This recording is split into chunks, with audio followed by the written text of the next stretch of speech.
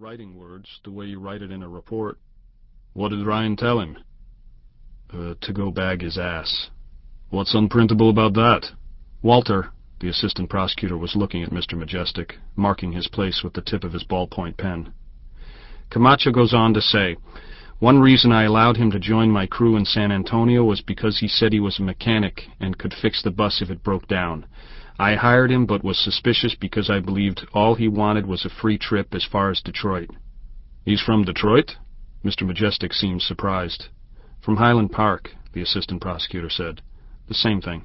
So then Camacho says, when I asked him again to fix the bus, he picked up the bat and told me to get out of there or he would knock my head off.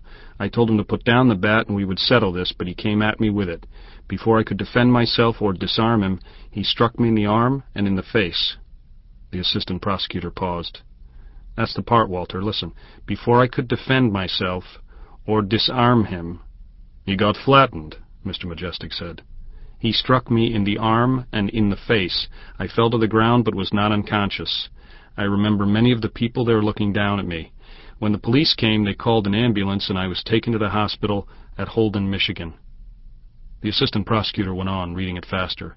This statement is sworn to before witnesses and bears my signature that all facts related are true and took place as I have described them. The assistant prosecutor straightened, looking at the Geneva Beach Justice of the Peace. Walter, what do you think? Mr. Majestic nodded, looking at the washed-out image on the screen. I think he's got a level swing, but maybe he pulls too much.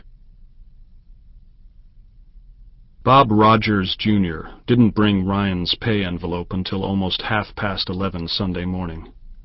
He told J.R. Coleman, the sheriff's officer on duty, what it was and who it was for, and Coleman said he thought it was supposed to have been dropped off yesterday. They were waiting to get rid of this guy, Ryan. Bob Jr. said he was busy yesterday and that another day in jail wasn't going to hurt Ryan any. He left the envelope on the counter and went out adjusting his curled brim straw cowboy hat, loosening it on his head and setting it straight as he walked down the courthouse steps and across the street to the dark green pickup truck. He'd have about 15 minutes to wait, so he U-turned and drove up Holden's Main Street to Rexall's and bought a pack of cigarettes and the big Sunday edition of the Detroit Free Press. By the time Bob Jr. got back to the courthouse, U-turning north again and pulling up in the no-parking zone, he figured they'd be just about now giving Ryan his shoelaces and telling him to take off. Sign it at the bottom, J.R. Coleman said. He waited until Ryan had signed the form before he took Ryan's wallet, belt, and pay envelope out of a wire basket and laid them on the counter. When Ryan opened the wallet and began counting the 3 $1 bills inside, J.R. Coleman gave him a no-expression look and kept staring while Ryan worked his belt through the loops of his khaki pants and buckled it and shoved the wallet into his back pocket. Ryan picked up the pay envelope then and looked at it. That's from the company. They dropped it off, J.R. Coleman told him. It isn't sealed. It wasn't sealed when they brought it. Ryan read the pay period and the amount typed on the envelope. He pulled out the bills and counted $57. That'll get you home, J.R. Coleman said. 2 blocks up is the Greyhound station. Ryan folded the envelope and put it in his shirt pocket. He hesitated then and began feeling his pants pockets, his gaze moving over the counter surface.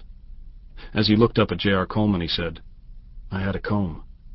There isn't any comb here. I know there isn't. Why would anybody want to swipe a comb? You didn't have a comb. No, I had one. I always have a comb. If it isn't there, you never had one. You can buy a new comb for 10 cents, Ryan said. A clean one. Why would anybody steal somebody else's comb? J.R. Coleman said, I'll put you on the bus myself if you want me to. That's all right, Ryan said. I'll see you. You better not, J.R. Coleman said.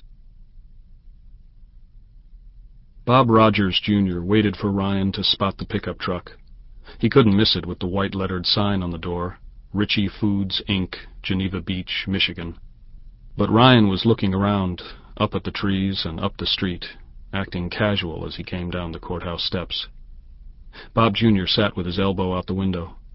As Ryan approached the truck, Bob Jr. adjusted his straw cowboy hat, raising the funneled brim and squaring it over his eyes, then laid his wrist over the top of the steering wheel, resting it there.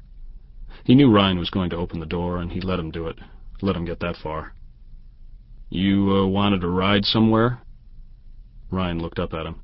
You're going north, aren't you? That's right, Bob Jr. said. But you're going south. 150 miles due south to Detroit. I thought I'd get my gear first. You don't need your gear. All you need's a bus ticket. Or go over across the street and stick your thumb out. Ryan looked up the street north, frowning in the sunlight, at the stores lining the street and the cars angle parked in front. He looked at Bob Jr. again and said, You got a cigarette? No, I don't. What's the square thing in your pocket?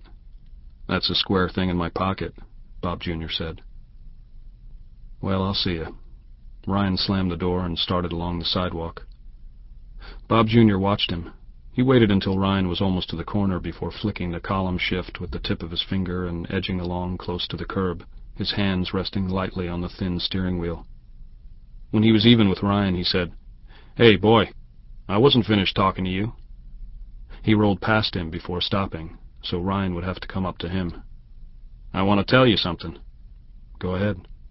Come here a little closer. I don't have to shout. Bob Jr. folded the Sunday paper next to him and leaned toward the window with his arm on the backrest of the seat. What? Ryan said. Listen, the 2 weeks you lived with the Spicks, we never did talk much, did we? I don't guess we did. That's right. So you don't know me, do you? Ryan shook his head, waiting. We never talked because I couldn't think of any reason I needed to talk to you, Bob Jr. said. But I'll tell you something now. Go on home. I'll tell you it for your own good, because if you're not a white man, at least you look like a white man, and I'll give you that much credit.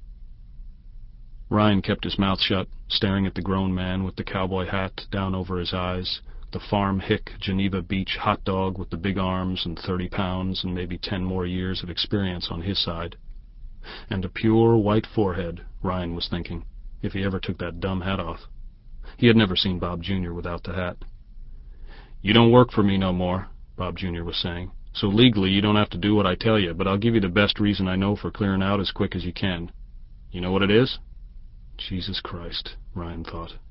He said, No, what? Lou Camacho?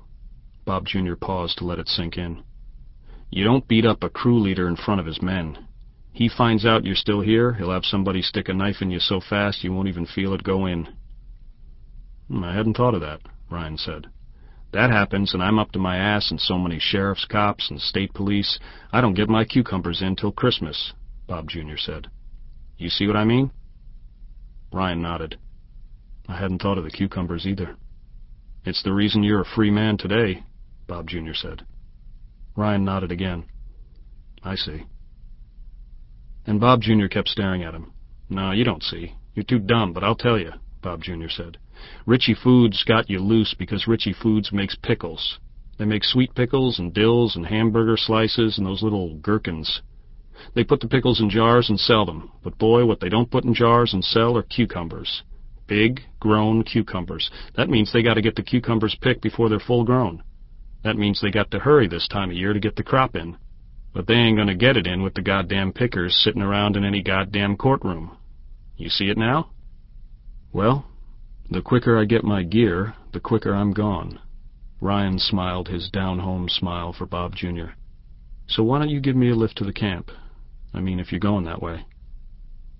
Bob Jr. shook his head to show what an effort it was getting through to this guy. He said finally, All right, you pick up your stuff and take off, right? Yes, sir, Ryan grinned. Thanks a lot. On the way, he read the front page of the Sunday Funnies, Dick Tracy and Peanuts. Bob Jr. wouldn't let him open the paper and mess it up. He said he was taking it to Mr. Ritchie. It didn't matter to Ryan. It was only about 6 miles up to the camp, off the highway to the left. He wondered if Bob Jr. was going to drop him off and go on into Geneva Beach, another 2 miles north where the highway ended abruptly on Lake Huron.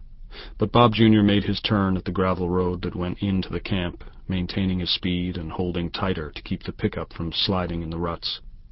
That was all right, too. Let him show off if he wanted. Ryan felt good.